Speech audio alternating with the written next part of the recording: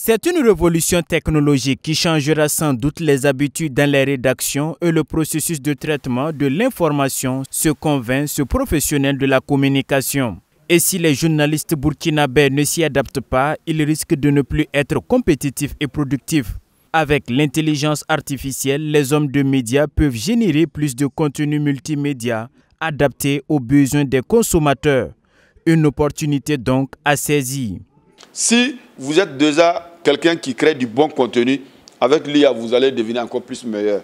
Parce que pendant que vous allez prendre une journée pour faire un article, d'autres personnes peuvent utiliser l'IA pour vraiment rapidement faire les recherches, rapidement donc faire la rédaction ou bien la correction.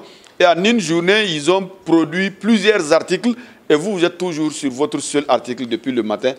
Pour réussir alors cette transition technologique, il est capital que les journalistes se forment. Et c'est tout l'enjeu de ce cadre qui réunit une trentaine de professionnels.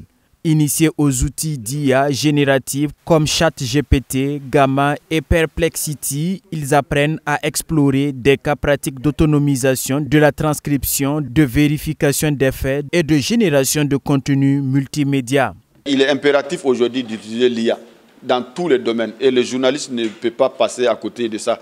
C'est une révolution, ça ne va pas nous attendre. Même si on ne le fait pas tout de suite, on va le faire tôt ou tard. Ce n'est pas un outil qui est là pour vous diminuer, c'est un outil qui est là pour vous assister, pour faire plus. L'IA est un assistant et non un journaliste dans le traitement de l'information et l'homme reste au contrôle. Pour le formateur, il faut toujours vérifier, corriger et adapter les tests produits par les neurones artificiels en fonction du contexte pour ne pas perdre l'essence du métier. Après avoir généré une information, il faut vérifier, il faut toujours vérifier ce que l'IA vous donne comme information. Sinon, quand vous ne maîtrisez pas l'outil pour savoir son fonctionnement, vous risquez de passer à côté. Et après ça, la deuxième des choses qui va vous rester, c'est de savoir comment il faut s'adresser à l'IA. Pour les participants, l'intelligence artificielle est une technologie prometteuse, mais l'adoption reste freinée par des défis techniques. On a appris à transcrire, par exemple, des audios en texte, à analyser des rapports, des fichiers, que ce soit PDF, ou bien d'analyser du contenu sur des sites web.